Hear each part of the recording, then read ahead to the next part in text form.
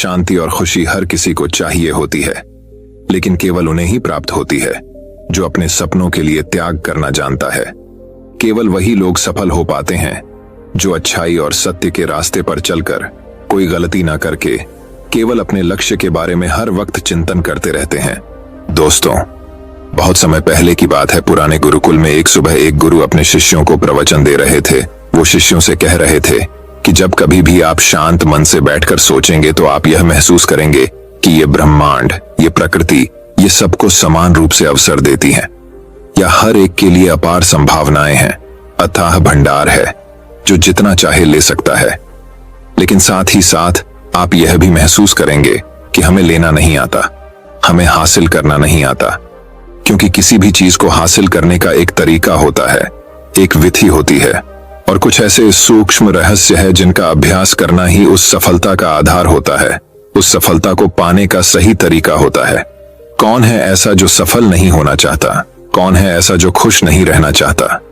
मगर फिर वो ऐसी कौन सी चीज है जो हमें ये सब पाने से रोकती है? वो है हमारे खुद के नकारात्मक विचार, वो है हमारी खुद से होने वाली नकारात्मक बातचीत, और हमारा मन खुद ही ऐसे विचार पैदा करता रहता है जो हमारे आत्मविश्वास को कमजोर बना देता है और हमें विश्वास दिला देता है कि हम उस सफलता के लायक नहीं। और यही वह सूक्ष्म रहस्य है, अपने मन में चल रहे विचारों को एक सही दिशा देना, उन्हें नकारात्मक से सकारात्मक की ओर मोड़ना, खुद से की जाने वाली मानसिक बातचीत को सही करना और खुद पर विश्वास करना। गुरु ने आगे कहा, क्या आपके अंदर कुछ ऐसा है जो आपको मुश्किल से मुश्किल वक्त में भी हार नहीं मानी देता? लोग जब उदास और परेशान होते हैं तो अक्सर वो सब कर बैठते हैं जो उन्हें नहीं करना चाहिए। नकारात्मक भावनाओं की वजह से कई बार हमारे अंदर की बुराई बाहर आ जाती है और हम गलत कदम उठा लेते हैं। गुरु ये सब बोल ही रहे थे कि तभी एक शिष्य खड़ा होता है और गुरु से प्रश्न करता है, गुरुदेव, क्या आप हमें बता सकते हैं कि हमें अपने अंदर की बुराई और नकारात्मकता का सामना कैसे करना है और जिंदगी को सकारात्मक विचारों के साथ कैसे जीना है? गुरु ने मुस्कुराते हुए कहा, खुश रहना उतना भी मुश्किल नहीं है जितना आप सोचते हैं। बस हमें हर सुबह और शाम अपने विचारों को सही दिशा देना है।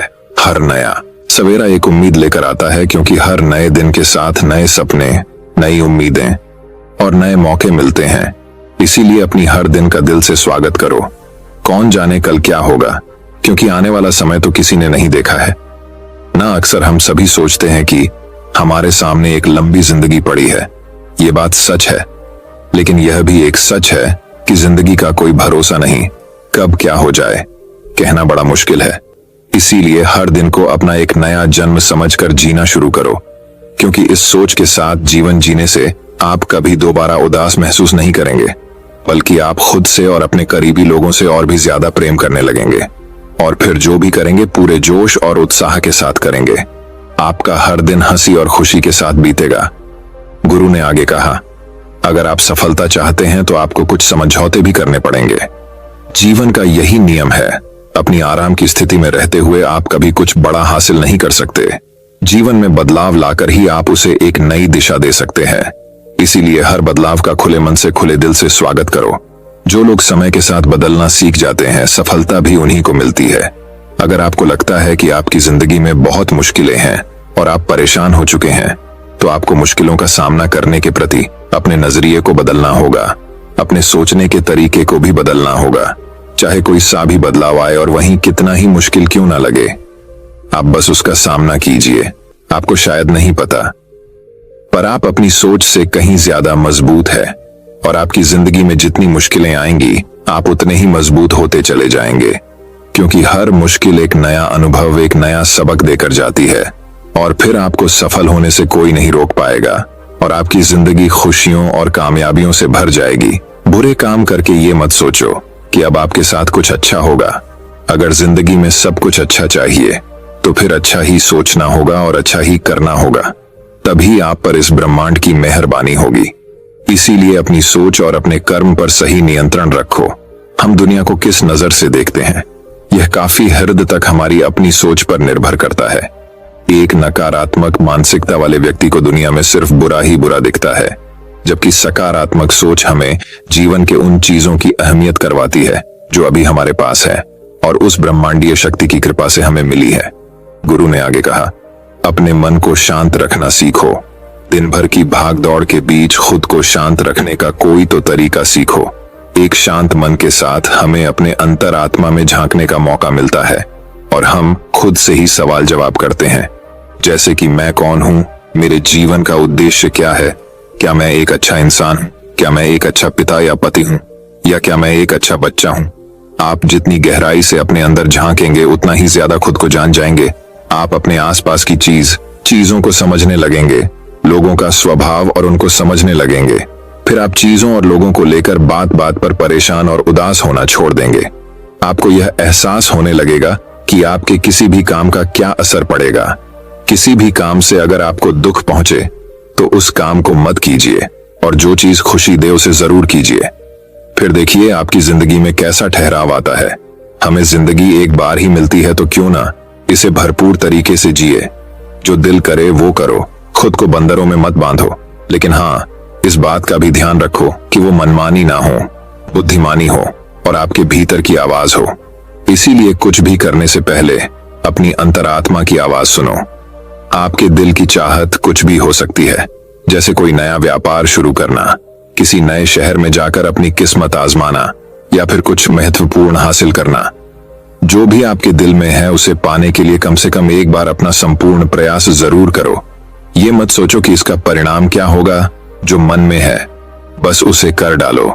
अक्सर हम उधेड़बन में फंस जाते हैं क्योंकि हमारा दिल कुछ कहता है और दिमाग कुछ और, लेकिन प्रयास करने पर ज्यादा से ज्यादा आपके साथ क्या हो सकता है, यही ना कि आपको सफलता नहीं मिलेगी। गुरु ने आगे कहा, लेकिन कम से कम आपको इस बात का पछतावा तो नहीं रहेगा कि आपने कोशिश नहीं की। कुछ ना करने से तो बेहतर है कि हम उस काम को करके उसमें असफल हो जाएं। गुरु ने आगे कहा, आपकी अंतरात्मा आपकी भलाई चाहती है। इसकी आवाज को कभी भी नजरअंदाज मत करो, क्योंकि अंदर से आने वाली आवाज ही हमें सफलता के रास्ते पर ले जाती है। जब भी आप कुछ गलत सोचते हैं या करते हैं तो सबसे पहले अंदर की आवाज ही आपको टोकती है, गलत करने से रोकती है। कभी सोचा है ऐसा क्यों? क्योंकि ये हमेशा हमारा भला चाहती है। यही तो ऊपर वाले का दिया हुआ सबसे अनमोल उपहार है हमारे पास, जिसे हम समझ या बुद्धिमत्ता कहते हैं।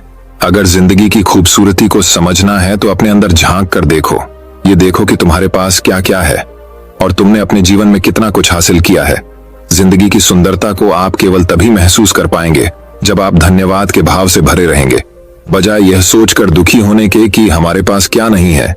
यह सोचकर खुश रहो कि हमारे पास कितना कुछ है और इसी संतोष की भावना और शांत मन के साथ अपना प्रयास जारी रखो। इतना कहने के बाद गुरु कुछ देर के लिए मौन रहे और फिर कहना शुरू किया, क्या आप जानते हैं शब्द तलवार से ज्यादा ताकतवर होते हैं, इसीलिए शब्दों का उपयोग सोच समझकर करना होता है। ऐसी बात करने से बचो जो किसी दूसरे को बुरी लगे। साफ और स्पष्ट राय रखना अच्छी बात है, लेकिन किसी को ऐसी बात मत बोलो जो उसे अंदर तक चुभ जाए। सच भी तो सभ्यता के साथ कहा जा सकता है ना। अगर आप क्रोध में हैं तब भी किसी को उल्टा सीधा कहने से बचो, कहीं ऐसा ना हो कि आपको बाद में पछताना पड़े। बात करते समय अपनी आवाज में नमी रखो। जहां तक हो सके साफ बात कहो, लेकिन प्रेम से कहो। एक अच्छा इंसान बनने के लिए आपको सिर्फ इतना ही करना है। हाँ, लेकिन इन आदतों को अपने स्वभाव का हिस्सा बनाने में समय लगता है, क्योंकि इनका अभ्यास करना पड़ता है। खुद से पूछिए कि क्या आप एक अच्छे इंसान हैं और आपको क्यों लगता है कि आप अच्छे हैं। आपके अंदर ऐसी कौन सी खास बात है? आप दूसरों से किस तरह से पेश आते हैं? ये सवाल आपको अपनी कमियां जानने में मदद करेंगे। शुरुआत में हो सकता है खुद से ऐसे सवाल जवाब करना आपको अजीब लगे, लेकिन खुद से ऐसे सवाल करते रहिए और खुद को विनम्र वो अंदर से शांत रखने का प्रयास करेंगे। अगर एक इंसान के रूप में आपको अपने अंदर सुधार लाना है तो अपनी कमियों को पहचान कर उन्हें दूर करना ही होगा। गुरु ने आगे कहा, दुनिया में प्रेम से बढ़कर कुछ भी नहीं है। प्रेम आपको आबाद भी कर सकता है और ये आपको बर्बाद भी कर सकता है। हालांकि प्रेम को ना समझना ही बर्बाद करेगा, क्योंकि प्रेम तो बड़ी पवित्र चीज है। प्रेम ही ईश्वर है। ऐसा कहा जाता है, अपना नियम बना लो कि आपके अंदर सबके लिए प्रेम और करुणा हो। जिससे दिल में प्रेम होता है वहीं दिल आबाद होता है। जितना प्यार आप बांटेंगे उतना ही आपके पास लौट कर आएगा। जिसके दिल में प्रेम और करुणा है वह कभी किसी के साथ बुरा कर ही नहीं सकता। उसके अंदर दूसरों के प्रति बुरी और नकारात्मक भावनाएं आ ही नहीं सकती। असल में प्रेम के अंदर वो ताकत है जो हमें गलत काम करने से रोकती है। गलत काम करके इंसान कभी चैन से नहीं रह सकता। उसके अंदर हमेशा एक डर और पश्चाताप रहता है। गलत काम करना छोड़ दो, फिर देखो आपको इतनी बेहिसाब खुशी और संतुष्टि मिलेगी कि आपकी पूरी जिंदगी चैन से गुजरेगी। जो लोग स्वार्थी और धोखेबाज होते हैं, खुशियां उनसे दूर भागती है। वो चाहे कितना ही खुश रहने का दिखावा कर लें, लेकिन अंदर से वो हमेशा दुखी ही रहते हैं। गंदे काम और गंदे विचार हमें कभी खुश नहीं रहने देते, और जहां खुशी है वहीं प्रेम है। इतना कहने के बाद गुरु ने अपना प्रवचन समाप्त किया और फिर सभी शिष्य अपने अपने दैनिक कार्यों में लग गए। दोस्तों, इस तरह के विचार अपने दिमाग को देने से और विचारों को सकारात्मक रखने से निश्चित रूप से जिंदगी बदलेगी। तो आइए आप जल्दी से समराइज कर लेते हैं कि हमने इस कहानी में क्या क्या सीखा। इस वीडियो में आपने खुद से की जाने वाली सकारात्मक बातचीत की ताकत के बारे में जाना, और ये भी जाना कि खुद की काबिलियत पर संदेह करना हमें नीचे खींचता है। खुद को हमेशा अपनी खूबियों और अच्छाइयों के बारे में याद दिलाते रहो, क्योंकि इससे हमारा आत्मविश्वास बढ़ता है। इस वीडियो में आपने ये भी सीखा कि हमें अपने अंतर्मन की आवाज भी सुननी चाहिए। हमें अपनी कमियां, अपनी खूबियां और अपने लक्ष्य स्पष्ट रूप से पता होने चाहिए। हमेशा सकारात्मक सोच रखनी है, और यह याद रखिए कि अगर हम ठान लें तो जीवन में कुछ भी असंभव नहीं। आपने इस कहानी में अच्छाई की और एक अच्छा इंसान बनने की अहमियत के बारे में भी जाना। असल में अच्छा होना सफल होने से भी ज्यादा जरूरी है। दुनिया में पहले से ही काफी बुराइयां हैं, और हमारे अंदर की बुराई हमें मानसिक और शारीरिक दोनों तरफ से कमजोर बनाती है। इसीलिए जितना हो सके अपने मन और विचार दोनों पवित्र रखो। अच्छा सोचो, अच्छा करो, और अपने अंदर की बुराई को सिर पर मत उठने दो। ये सब करना हमारे ऊपर ही तो है। जहां भी जाओ लोगों का भला करने का प्रयास करो, क्योंकि इससे जो खुशी मिलती है वो कभी फीकी नहीं पड़ती। इस दुनिया में अच्छे लोगों की बेहद कमी है, इसलिए जितना हो सके अच्छा सोचो और अच्छा करो। तो फिर देर किस बात की है, आज और अभी से अपने सपने पूरे करने में जुट जाओ। तो दोस्तों, अब चलिए हमारी दूसरी कहानी की शुरुआत करते हैं। दूसरी कहानी। दोस्तों, इस दुनिया में कई लोग ऐसे हैं जिन्हें दान देना बिल्कुल पसंद नहीं होता। वह अपनी कंजूसी और लालच को अपने दान और पुण्य कार्य के बीच लाते हैं। दोस्तों, आज की इस कहानी में लोगों की मदद से हमारा कितना फायदा हो सकता है, इस बारे में बताया गया है। वही कहानी की शुरुआत कुछ इस प्रकार होती है। बात बहुत समय पहले की है। एक गांव में रामलाल नाम का एक लोहार रहता था। उसके परिवार में उसकी पत्नी और एक प्यारी सी बेटी थी, जिसका नाम कोमल था। रामलाल बहुत ही मेहनती व्यक्ति था। एक दिन की बात है, रामलाल ने सुबह सुबह अपनी पत्नी को बोला कि कुछ रोटी बना दो, मुझे दुकान में कुछ सामान लाना है, तो आज शहर जाना होगा। शहर से लौटने में रात हो जाएगी। उसकी पत्नी ने रामलाल के लिए रोटी बना दी। उसके बाद रामलाल अपनी बेटी कोमल से पूछता है, मैं शहर जा रहा हूं, क्या तुम्हें कुछ चाहिए? उसकी बेटी ने उसे एक गुड़िया लाने को बोला। उसके बाद रामलाल शहर के लिए घर से निकल जाता है। शहर जाने के रास्ते में एक घना जंगल पड़ता है। वही उस जंगल में जंगली जानवर होते हैं। रामलाल जंगल पार करने के लिए तेज चलता हुआ जाता रहता है। तभी उसे एक बाबा पेड़ के नीचे बैठा मिलते हैं। रामलाल भी थका हुआ होता है। वह बाबा के पास जाकर बैठ जाता है और पूछता है, बाबा, आप इस घने जंगल में आराम से कैसे बैठे हैं? बाबा बोले, बेटा, रामलाल मैं तुम्हारी ही राह देख रहा था। मुझे भूख लगी है। अगर तुम्हारे पास कुछ खाने को तो मुझे दे दो। रामलाल बाबा को अपने थैले से कुछ रोटी निकाल कर दे देता है और बाबा से पूछता है, आप कौन हो बाबा, और आपको मेरा नाम कैसे मालूम है?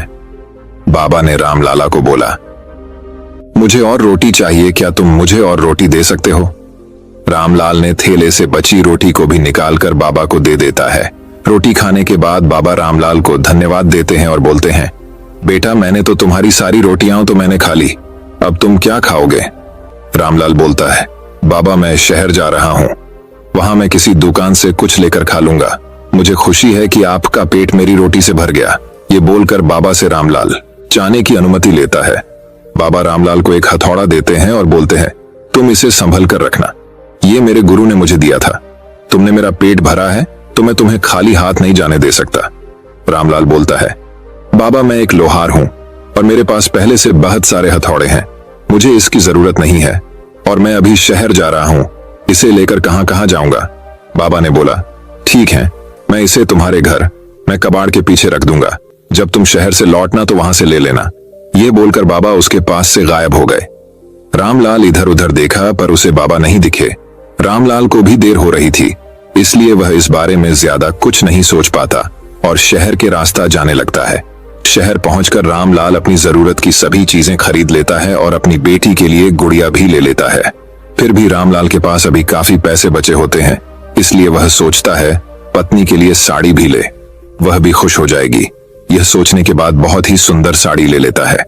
रामलाल कुछ खाना चाहता था पर उसका पेट उसे बिल्कुल भरा लग रहा था, जैसे कि उसने अभी अभी कुछ खाया हो। रामलाल शहर में अपना सारा काम खत्म कर घर के लिए चल देता है। रामलाल घने जंगल से जब गुजरता रहता है तो उसे बाबा की याद आती है। वह सोचता रहता है, आखिर वह बाबा कौन थे, वह मुझे कैसे जानते थे। यही सोचते हुए वह अपने गांव भी पहुंच जाता है। घर पहुंचने में रामलाल को काफी देर हो जाता है। जब वह घर के नजदीक पहुंचता है तो उसे भूख का एहसास होता है। वह घर के अंदर जाते ही देखता है कि कबाड़ के पीछे हथौड़ा रखा हुआ है। उसे देखकर वह मुस्कुराता है और अपनी पत्नी और बेटी के लिए लाए उपहार उन्हें दे देता है। वह अपनी पत्नी को बोलता है, मुझे खाने को जल्दी खाना दो, भूख लगी है। उसकी पत्नी रामलाल को खाना परोसती है और रामलाल बहुत ही आनंद लेकर भोजन करता है। सुबह जब वह अपना दुकान पहुंचता है, उस हथौड़े को अपने साथ ले जाता है। रामलाल जो भी बनाने के लिए सोचता है, उस हथौड़े को बस एक बार मारता है, हथौड़ा सामान बना देता है। रामलाल बहुत ही आश्चर्य होकर हथौड़े को देखता है। पूरे गांव के लोगों को रामलाल के जादुई हथौड़े के बारे में मालूम हो जाता है। रामलाल की दुकान पर ही सारे गांव वाले आने लगते हैं।